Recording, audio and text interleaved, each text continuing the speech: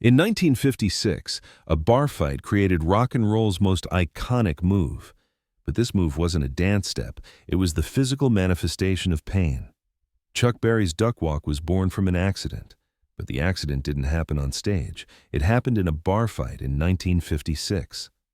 When a white music promoter stole Chuck's money, Chuck fought back and beat him down.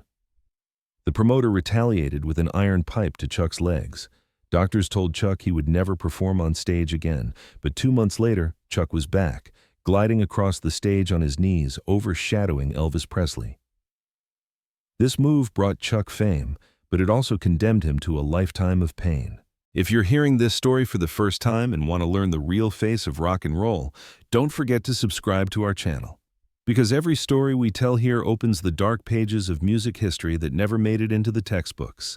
On that cold February night in 1956, when Chuck Berry arrived in Memphis, everything looked perfect. Maybelline had been a hit, Roll Over Beethoven was spinning on the radio, and the name Chuck Berry had become synonymous with rock and roll. 29-year-old Chuck drove alone from St. Louis to Memphis, a full 6-hour journey. All he had with him was his guitar, that bright red Gibson ES-350T. This guitar was Chuck's signature, the power that drove crowds wild at every concert. But as Chuck headed to Memphis that night, he didn't know that this guitar would save his life, while his body would be destroyed. Club Handy on Memphis's Beale Street was one of the South's most famous music venues at the time. It was one of the rare places reserved for black artists, and Chuck was excited to perform there. The concert's promoter was a white man named Carl Perkins, middle-aged, thick mustache, always wearing expensive suits. Carl had told Chuck over the phone, $500 guaranteed, plus 25% of the door. It was a good deal for Chuck because Club Handy held 800 people, and Chuck's concerts always sold out. Simple math, 800 tickets times $2, $1,600 in revenue. Chuck's cut $400, plus the $500 guarantee, $900 for a single night. Chuck would send this to his family, to Themeta and the kids back in St. Louis. But when Chuck arrived at Club Handy, he saw the first red flag. Carl Perkins was standing at the cash register, and when he saw Chuck, his smile was a bit too wide. "Chuck Berry, the king of rock and roll," Carl said, extending his hand. Chuck shook it, but noticed Carl's palm was sweaty. "You'll get your money after the show, right, Chuck?" Carl said. Chuck hesitated. Up until then, he'd always taken cash up front. It was his rule. But he'd driven 6 hours to Memphis. The concert was starting in 2 hours, and he couldn't turn back. "Right after the show ends," Chuck said in a hard voice. Carl nodded. Sure, I promise." The concert was magnificent. 800 people had come to watch Chuck, and the venue was about to explode. When Chuck took the stage, the crowd rose to their feet and applause erupted. Chuck played his guitar, Maybelline, 30 Days, Roll Over Beethoven. With each song, the crowd went wilder. Chuck ran from one end of the stage to the other, held his guitar above his head, mimicked Elvis's hip moves, but wilder, more energetic. For 2 hours, Chuck was drenched in sweat and glowing under the stage lights. When the concert ended, the crowd was shouting, "More, more!" Chuck did 3 encores and finally left the stage. Backstage, he stood breathless and wiped his face with a towel. Now, it was time for the money. When Chuck came out of the dressing room, he looked for Carl Perkins. The cashier told Chuck. Carl took the cash box and went upstairs. Chuck's heart raced. "Upstairs? Where upstairs?" Chuck said. The cashier shrugged. "I don't know, he took the cash box and left about 10 minutes ago." Chuck understood in that moment Carl had taken the money and run. Chuck's hands balled into fists and he gritted his teeth. $900, nearly $1,000. Gone. Chuck's head was spinning. That money was supposed to go to Themeta, to food for the kids, to the house. And now, Carl Perkins had stolen it. Chuck burst out of the dressing room and out the back door of Club Handy into the street. Memphis's cold February night hit Chuck's face, but he didn't notice. All he could think about was finding Carl Perkins. Chuck started walking down Beale Street, checking every bar, every club. Half an hour later, Chuck was passing the Blue Light Bar 3 blocks away when he saw Carl through the window. Carl was sitting at the bar, drinking with his friends and laughing. In front of Chuck sat Chuck's cash box, open. Chuck pushed open the bar door and walked in. The bar wasn't crowded, just 10 or 15 people. Carl saw Chuck come through the door and his face tensed for a moment, then he smiled again. "Chuck Berry, come have a drink," Carl said. But Chuck wasn't smiling. Chuck walked straight to Carl and stood in front of his table. "Give me my money," Chuck said in a cold voice. Carl's smile froze. "What money, Chuck? I said after the show, come to the office tomorrow and we'll talk." Chuck slammed his fist on the table and the cash box jumped. "Give me my money now," Chuck said louder. Everyone in the bar turned and looked. 3 of Carl's friends stood up, all of them bigger than Chuck, all of them white. Carl slowly stood up and approached Chuck. Carl was shorter than Chuck, but his gaze was hard. "You can't give me orders here, boy," Carl said in a low voice. "This is my territory, my rules. Aren't you just a monkey who sings for us?" Carl's friends laughed. In that moment, Chuck forgot everything. Memphis, the concert, the meta, the kids. All he saw was Carl Perkins's face, and all he felt was rage. Chuck swung his right fist at Carl's face. Carl fell to the floor, his nose bleeding. Everyone in the bar was shocked. There was a second of silence, then Carl's 3 friends attacked Chuck. Chuck punched the first man and he staggered, elbowed the second man and he fell to the ground. But the third man grabbed Chuck from behind and held Chuck's arms. Carl slowly stood up and wiped the blood flowing from his nose. "I'm going to teach you that you'll never perform on stage again," Carl said. Carl went to the corner of the bar and grabbed an iron pipe from the construction materials there. Chuck was struggling, but the man behind him held Chuck tight. Carl gripped the iron pipe with both hands and approached Chuck. The first blow hit Chuck's left knee. Chuck screamed in pain and his legs buckled, but the man behind him kept Chuck standing. The second blow struck his right knee. Chuck's scream filled the bar. The third blow hit his left knee again. Now Chuck's legs wouldn't hold. The man behind Chuck released him, and Chuck collapsed to the floor. Carl threw the iron pipe next to Chuck. "Don't ever ask a white man for money again," Carl said and spat. Carl and his friends took the cash box and left the bar.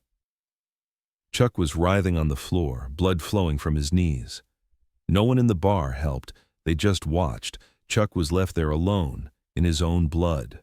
But Chuck didn't know that this night would change not just his legs, but rock and roll history.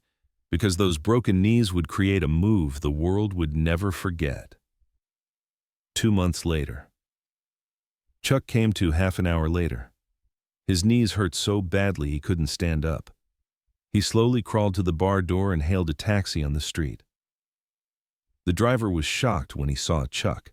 Chuck's pants were covered in blood. His face was swollen.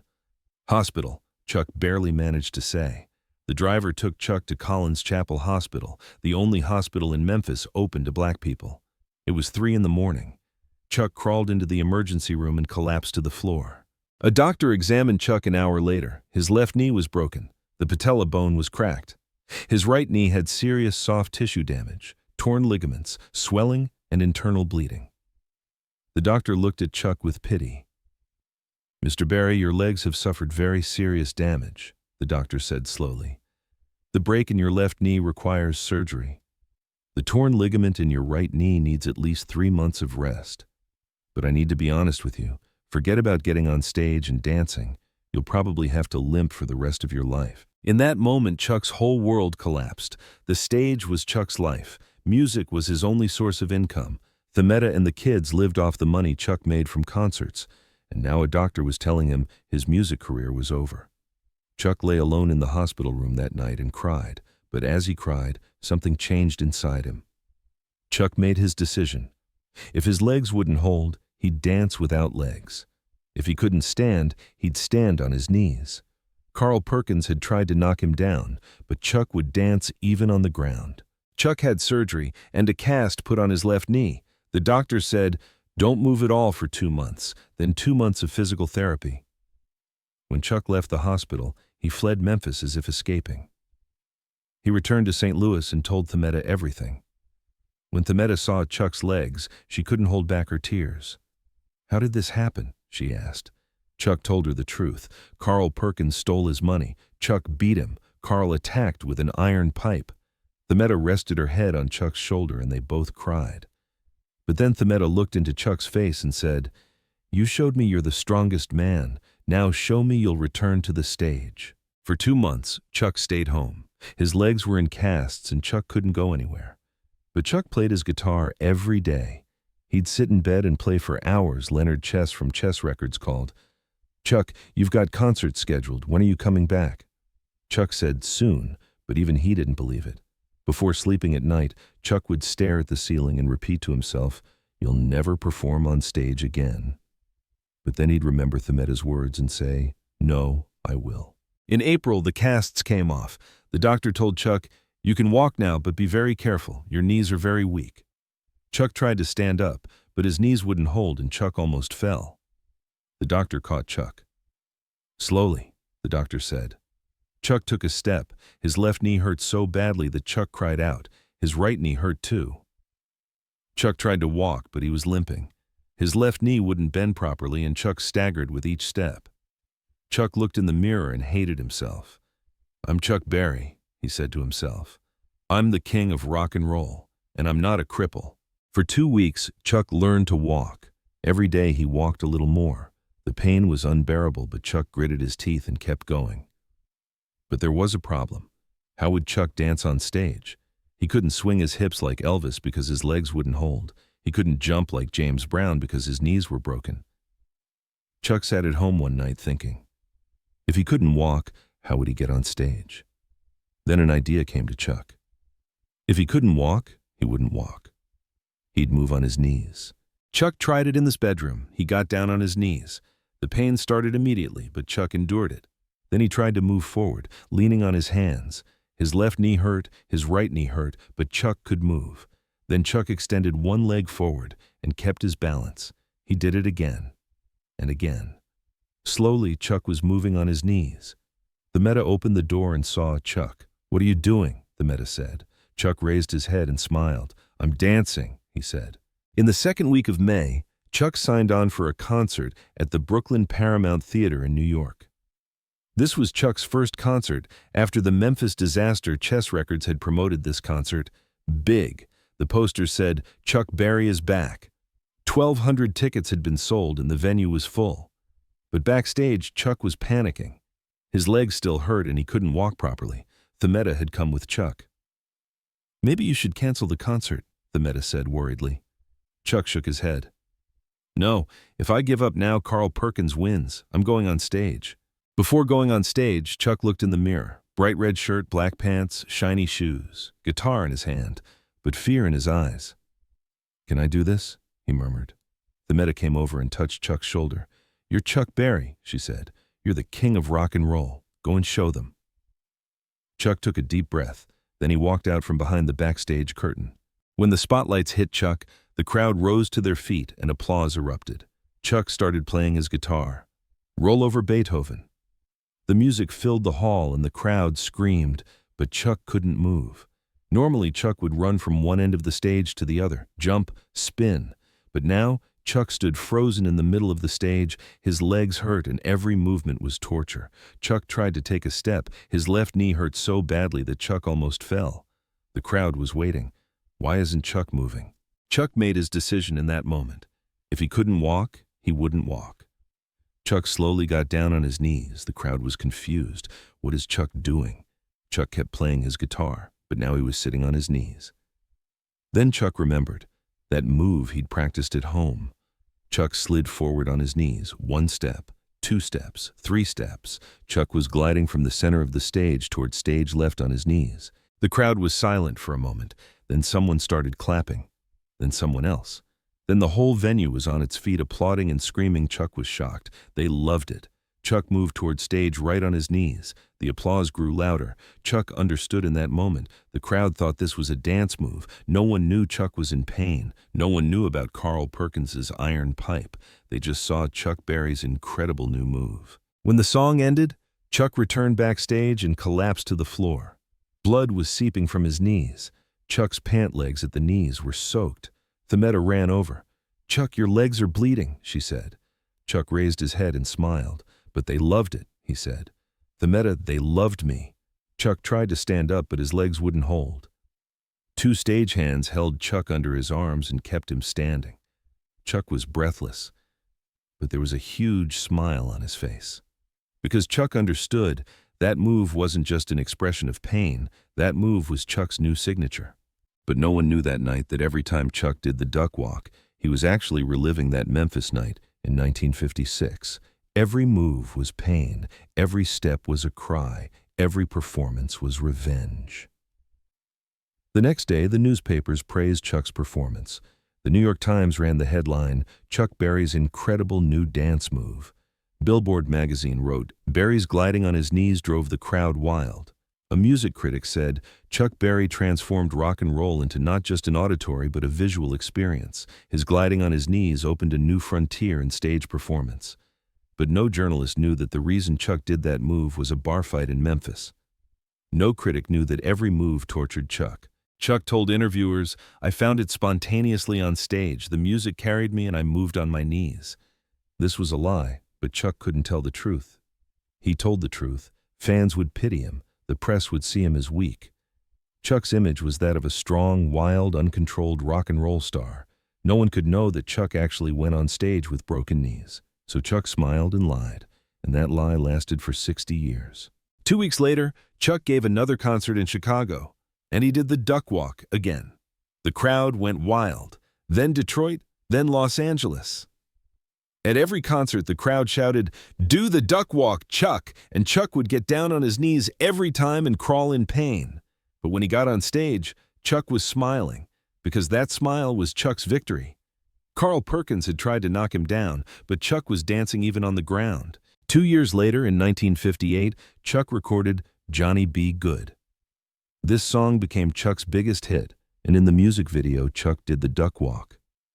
Millions of people watched Chuck on television. They saw him gliding on his knees while playing his guitar. The duck walk was now Chuck Berry's signature. But Chuck's knees now hurt every day. Before sleeping at night, Chuck would put ice on his knees and take painkillers. Themetta would say, "Chuck, you need to see a doctor," but Chuck wouldn't listen. "The duck walk is my signature," Chuck would say. "Without it, I'm just an ordinary guitar player." Elvis Presley saw the duck walk on television and tried to copy it, but failed. Music critics wrote that move is special to Chuck. This both made Chuck proud and sad. Because that move really was special, Carl Perkins's iron pipe had created it. Elvis's legs were healthy. He couldn't do the duck walk. To do that move, your legs had to be broken first. From the 1960s to the 2000s, Chuck did the duck walk at every concert. For 50 years, the pain got a little worse. In 1966, his left knee locked up. He had surgery. They installed a prosthetic cartilage. But 3 months later, he was doing the duck walk again. In the 1990s, Chuck was in his 60s, and his legs were completely worn out. Sometimes he'd refuse. Sometimes he'd remember the old days and take 2 steps. Then the crew would carry him backstage. In the 1990s, Chuck was in his 60s and his legs were completely worn out. But at concerts, the crowd still shouted, "Do the duck walk, Chuck!" And Chuck would sometimes refuse because it was no longer physically possible. But sometimes he'd remember the old days and take 2 or 3 steps. Then he'd be out of breath and the crew would carry Chuck backstage. In the 2000s, Chuck was confined to a wheelchair. He'd sit at home and watch old concert videos. He'd see his younger self, gliding across the stage on his knees, the crowd going wild.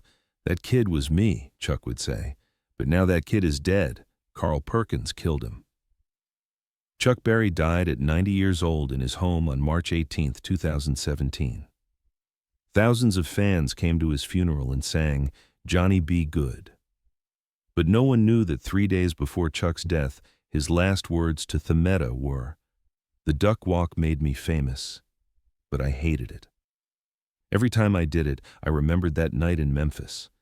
Carl Perkins's face, the iron pipe, the pain. The duck walk wasn't my victory, Themetta. It was my curse." If you see the duck walk today, you're not just seeing a cool move. You're seeing a bar fight in Memphis in 1956. Carl Perkins's iron pipe, Chuck's broken knees, 60 years of pain. The duck walk wasn't a victory. It was a survival story. And that story has finally been told.